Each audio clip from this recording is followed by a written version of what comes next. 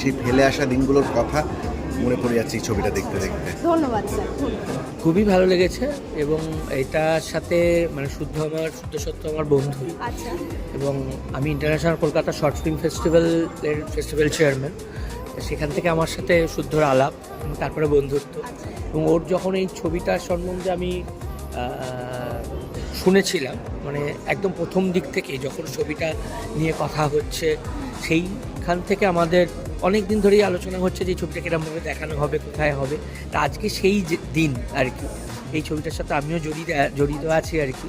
খুব ভালো লাগছে এবং ওর তো খুবই ভালোই লাগবে, তার কারণ হচ্ছে এত সুন্দরভাবে একটা মেডিকেল স্টুডেন্ট না মিলে, যেটা আমার তো মনে হয় কলকাতায় প্রথম এরকম কিছু একটা, যে টোটাল মানে কোনো অ্যাক্টর অ্যাক্ট্রেস যারা আছেন তারা সবাই ডাক্তার এবং যে বাচ্চারা কাজ করেছে তারাও ডাক্তারদের পরিবারেরই একজন।